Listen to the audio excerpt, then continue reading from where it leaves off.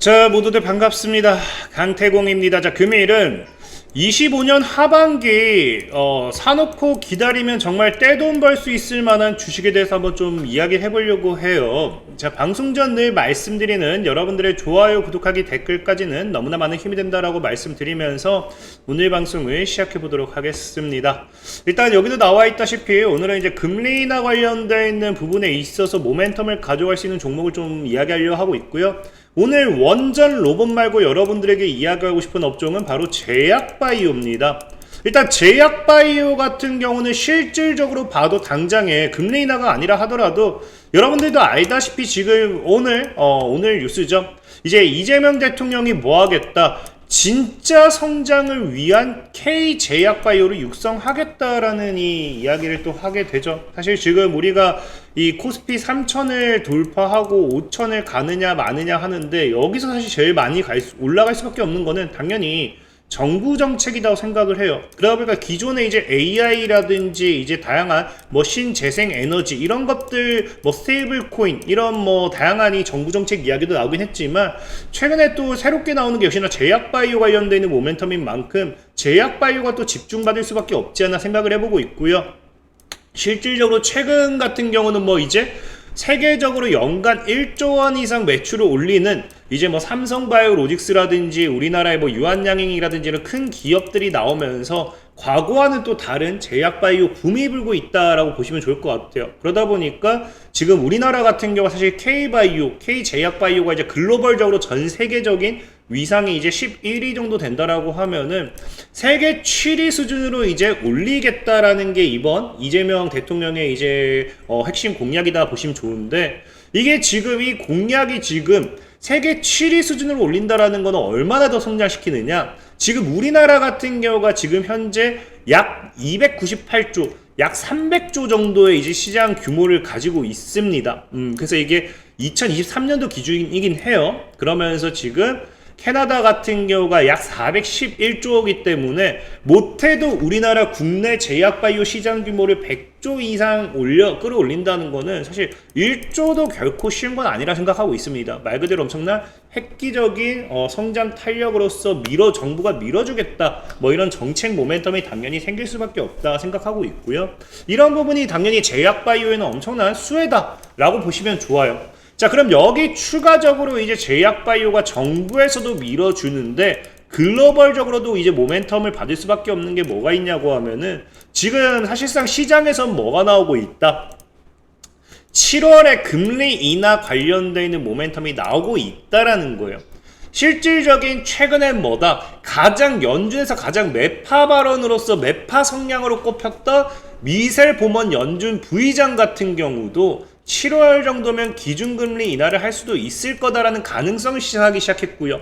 이게 최근에 크리스토퍼 월러 연준 이사 같은 경우도 7월 금리 인하를 고려하기 시작해야 한다라는 발언 이후에 또 나오는 발언이기 때문에 시장은 사실 7월 금리 인하 가능성을 굉장히 높게 보고 있어요. 물론 지금 연준 같은 경우는 이제 그 파월 의장 같은 경우는 쐐기를 좀 박았습니다. 물론 7월 달에 금리 인하를 안 한다는 아니에요. 다만 7월 금리 인하설에 대해서 제동을 걸었던 게 뭐냐고 하면은 분명 연준 이사라든지 이제 부의장이라든지 이런 부분에 있어서 7월 달에 금리 인하 가능성이 나오는 거에 대해서 뭐라고 얘기하느냐.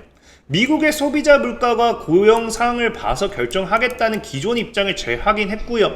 사실 9월 이후에나 금리 인하 여부를 결정하겠다는 의미로 시장은 받아들인다라고 이제 보고 있긴 해요. 다만 이거는 시장이 그렇게 분석을 했다라는 거지. 어쨌든 연준 파월 의장이 대놓고 7월 달에 안 하겠다고 한 건 아니에요. 그러다 보니까 어쨌든 7월이 되었던지 아니면 못한다 하더라도 중요한 건 뭐다? 7월이 아니라 하더라도 이번 연도에 2번을 하겠다라고 한다는 건 기정사실이기 때문에 사실 9월 달에 진행을 한다 하더라도 뭐가 나오게 돼요? 바로 연이어서 2번의 금리 인하를 진행할 확률이 굉장히 크다라는 거죠. 그럼 어쨌든 시장에서는 금리 인하에 대한 기대감은 커지면 커졌지 결코 작아질 수는 없다는 겁니다. 그렇기 때문에 금리 인하 관련되어 있는 반사익의 수혜주가 또 올라갈 수밖에 없는데, 이 금리 인하의 대표적인 반사익 수혜주가 뭐다? 또 제약바이오라는 거겠죠.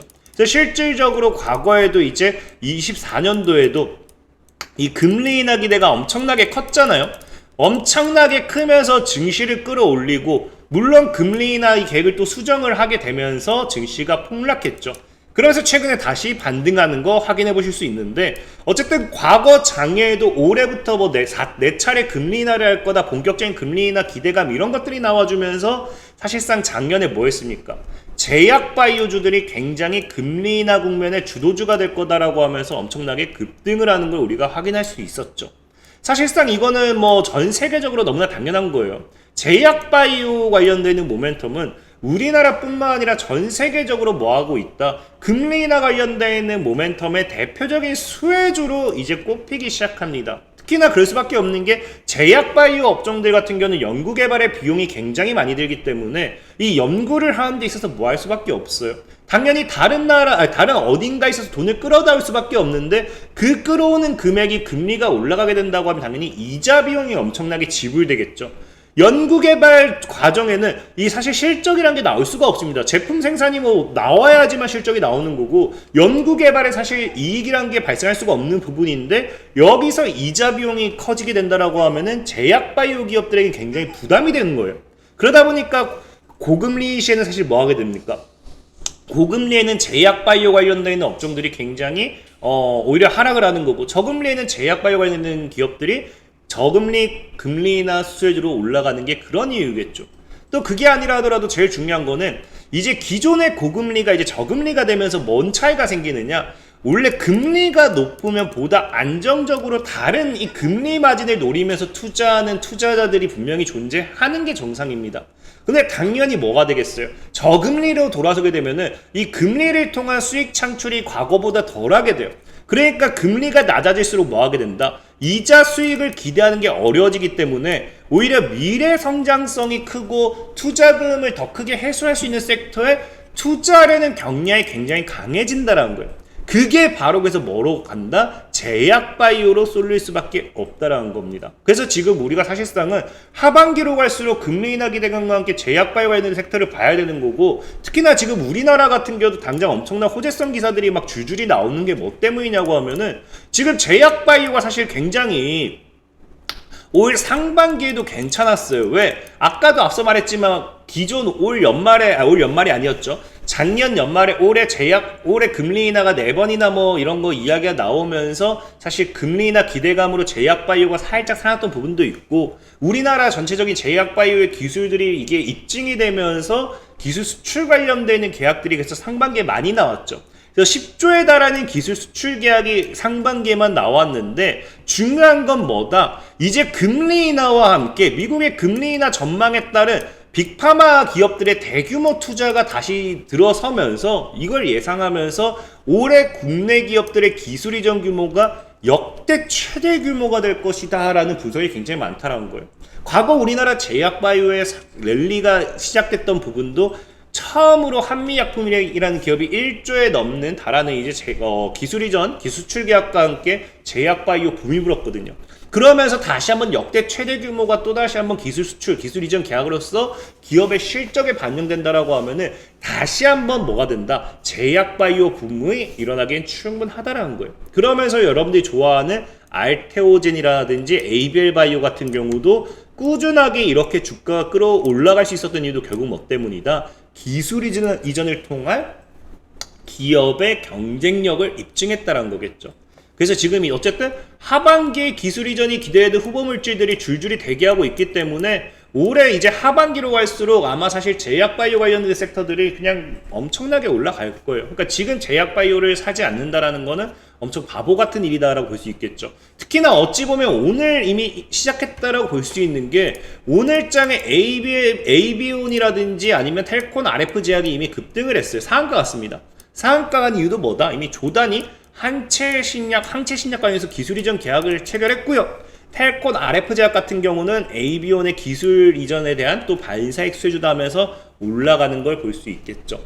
그래서 우리가 분명한 건 지금 이제 하반기에 여러분들이 제약바이오 관련된 섹터를 내가 매수를 하고자 한다라고 하면은 기술 이전 관련되어 있는 모멘텀을 가지고 가는 종목들이 사실 보다 안정적이다 볼 수 있겠죠. 그럼 이 기술 이전 관련되어 있는 모멘텀의 종목을 우리가 찾아본다라고 하면은 여기도 분명히 많은 종목들이 있어요. 기술 이전이라고 해가지고 이제 뭐 다 똑같은 제약 바이오 영역에 이런 기술 수출을 한 게 아니겠죠. 어떤 기업은 뭐 비만 치료제가 될 수도 있고 어떤 게 뭐 탈모 치료제 뭐 이런 것들 정말 다양한 섹터가 존재하는데, 그럼 여기서 우리가 무엇을 볼 것인가 봤을 때 지금 시장이 여러분들에게 얘기하는 건 뭐다? 딱 세 가지 키워드를 놓고 있습니다.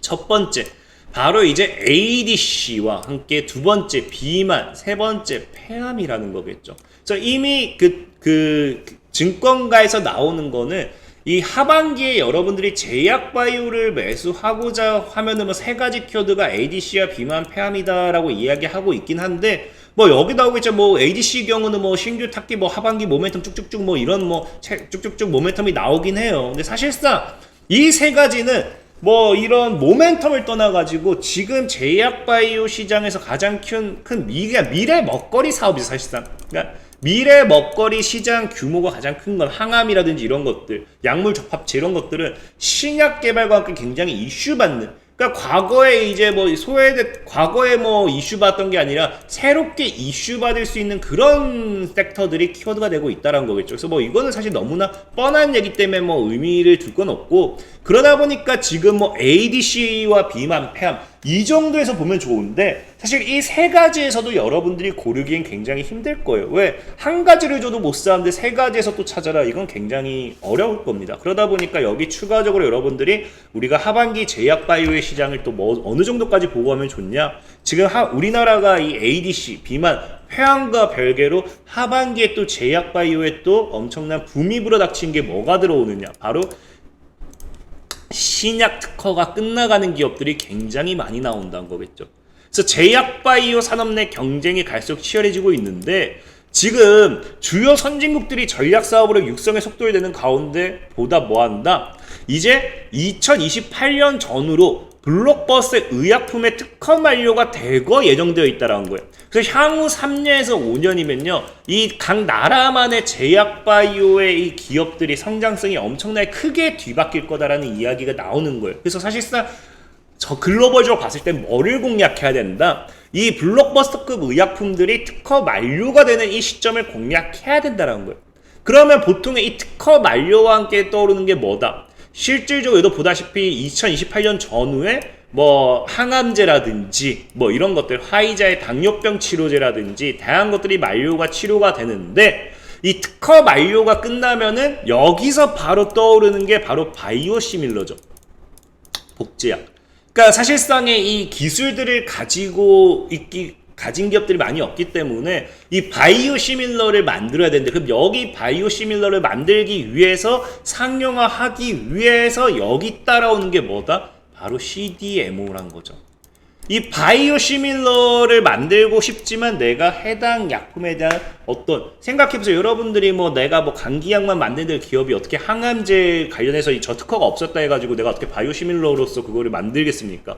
그러니까 그걸 할 수가 없는 거예요. 그러니까 보통의 이런 바이오시밀러를 개발할 때 떠오르는 게 바로 함께 이슈가 되는 게 위탁 생산 개발이라 해서 CDMO 사업이겠죠. 그래서 우리가 우리나라도 대표적인 게 한국 기업들은 이미 해당 분야의 기술력을 갖추고 있다는 평가인데, 이 대표적인 게 뭡니까? 우리 삼성바이오로직스라는 겁니다.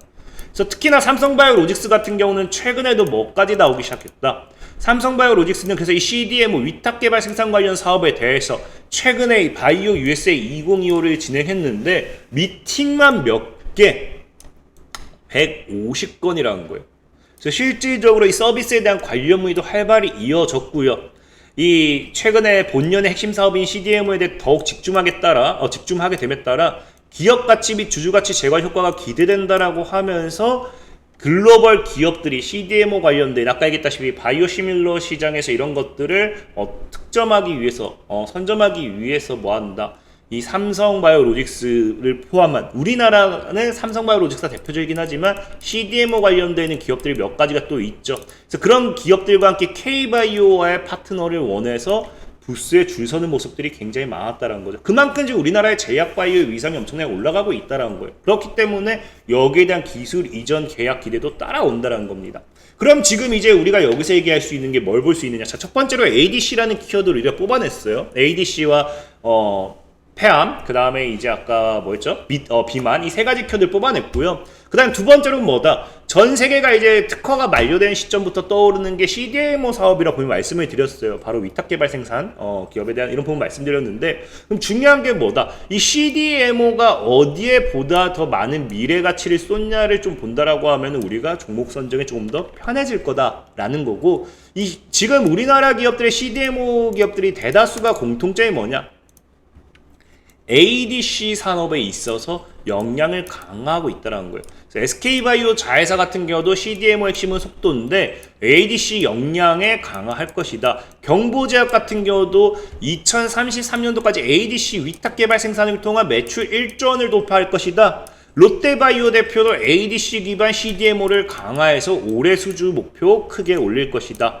ADC부터 해서 삼성바이오로직스의 CDMO 역량 과시하면서 이 CDMO 관련되어 있는 기업들은 대다수가 이 ADC 관련되어 있는 부분에 있어서 항체약물 접합제 관련되는 부분에 있어서 굉장히 많은 투자를 하고 있습니다. 그렇기 때문에 이 세 가지 키워드 중에서 우리가 굳이 뽑자라고 한다라고 하면은 항체약물 접합체, 여기서 여러분들이 좀 선정한 게 맞지 않나라고 생각을 해보고 있고요. 그래서 국내 뭐 대표적인 항체약물 접합체, 이제 ADC 관련되는 기업을 찾아본다라고 하면은 대표적인 게 리가캠바이오겠죠. 그리고 ABL바이오, SK플라즈마, 종근당 뭐 이런 기업이 있어요. 그래서 계약 상대방이 이렇게 쭉쭉쭉 있기 때문에 이 모든 기업들이 뭐 모멘텀을 받을 수 있는데, 저는 그래서 오늘 여러분들에게 이제 소개시켜드리고 싶은 게 바로 여기서 Y바이오로직스라는 기업이에요. 이 기업을 좀 봤으면 좋겠는 게 뭐 때문이냐? 실질적으로 Y바이오로직스 같은 경우도 최근에도 뭐 하기 시작했다. 글로벌 제약사들이 굉장히 관심을 가지는 기업 중에 하나라는 겁니다. 그래서 지금 뭐 인투셀의 개발 최상위 파이프라인 공동 개발 파트너로도 알려져 있기 때문에 사실상 뭐 듣보잡 기업은 아니고요. 그래서 이 ADC 약물의 최대 부작용을 근본적으로 보완할 수 있는 방법이 Y바이오로직스가 지금 각광받는 이유예요. 실질적으로 이 보통의 ADC 관련되어 있는 부분이 자꾸 이 문제가 되는 게 뭐냐고 하면요, 효능은 굉장히 우수해요. 근데 문제는 뭐다? 치명적인 독성도 동반합니다. 치명적이기 때문에 생명을 위협할 수도 있고요. 그러다 보니까 이런 것들에 있어서 부작용을 최소화시켰다는 거겠죠. 실질적으로 해서 Y바이오로직스가 독자 개발한 이 pH- 가문 항체 발굴 기술은 독성을 낮추면서 단백질 세포에도 ADC가 작용 반응에 발생하는 부작용, 이 부분에 대해서 완전히 최소화하는 방안을 모색했다는 거겠죠. 그래서 이 부분에 있어서 지금 이제 뭐까지 예정이 되어 있느냐, 이미 올해 하반기 임상 계획서를 제출했어요. 연말에는 미국 임상을 위한 임상 계획서도 제출할 것으로 계획하고 있어요. 우리나라 제일 큰 제약바이오 호재가 뭐예요? 바로 이런 이 임상 관련되어 있는 진행 과정, 임상 진행한다, 이런 것들이 이 기업의 굉장히 큰 관련 반사익 수혜로 또 넘어갈 수 있겠죠. 그러다 보니까 이런 기술 수출이 실제로 진행될 경우에는 최소 수백억 원대 이상의 수익 확보가 진행되기 때문에 조 단위까지도 굉장히 어렵지는 않다라는 겁니다. 그러면서 지금 이미 SK증권 연구원 같은 경우는요, Y바이오로직스는 리가캠, 인투셀 등 다양한 기업과 협업하면서 이미 고유의 항체 발굴 능력을 입증한 상황이기 때문에 기술 수출이 성사되면 이미 기술 수출이 성사될 거다라는 걸 기정하고 있는 상황이겠죠. 특히나 Y바이오로직스 같은 경우는 여러분들이 상장된 지가 얼마 되지도 않은 기업이에요. 그럼에도 이 Y바이오로직스의 이 현재 주요 파이프라인을 본다라고 하면은 굉장히 많습니다. 그러니까 앞으로 이 임상과 함께 이런 결과와 함께 기술 수출, 기술 이전과 함께 가지고 갈 수 있는 미래 가치 실적이 어마어마하다라는 거겠죠. 그렇기 때문에 사실 지금까지는 실적이 너무 안 좋았어요. 실적이 너무 안 좋았지만 앞으로 기대되는 매출 실적이 엄청나다라는 거 이해하시면 좋을 것 같고, 영업이익도 꾸준하게 감소하고 있다. 그 다음에 영업이익도 증가하고 있다는 거지. 적자 폭이 줄어들고 있다. 단기 순이익도 엄청나게 올라가면서 적자 폭이 줄어들고 있다. 그러면서 영업이익은 또 마이너스지만 부채까지도 알뜰하게 갚고 있는 모습, 굉장히 긍정적인 모습이다 라고 볼 수 있겠죠. 그래서 부채 비율이 2022년도 대비해서만 엄청나게 줄었어요. 그러니까 앞으로 이제 이 Y바이오로직스 같은 경우가 시장에서 기대할 수 있는 건 뭐다? 만년 적자였던 기업이 이 항체 신약 개발을 통한 앞으로 기술 이전 이런 모멘텀이 지금 시장에 나오고 있기 때문에 실질적인 논의 중이기 때문에 이를 통해서 앞으로 흑자 전환은 어렵지 않을 거라는 거고요. 그러면서 이미 많은 기업들, 한국 유나이트 제약이라든지 유엔스 바이오라든지 이런 기업들과 손을 잡고 있고요. 리가켄 바이오도 와도 MOU를 체결하면서 앞으로 조 단위의 매출이 굉장히 긍정적으로 기대되는 만큼 오히려 실적이 지금도 저평가면 저평가지 절대 낮지는 않겠다라는 거겠죠. 그래서 지금 차트적으로만 본다 하더라도 어떻다? 지금 10,000원이야. 저는 6,000원에서 10,000원 이 사이에선 여러분들이 여유롭게 모아간다라고 하면은 금리나 모멘텀과 함께 제약바이오 붐이 불게 되면은 Y바이오로직스 신고가 달성 시 지금 3배 3만원 이상도 갈 수 있는 게 Y바이오로직스다라고 좀 말씀드리면서 오늘 방송 마무리하도록 하겠습니다. 자, 지금까지 강태공이었고요. 여러분들 좋아요, 구독하기, 댓글까지는 너무나 많은 힘이 된다 말씀드리면서 자, 모두들 안녕.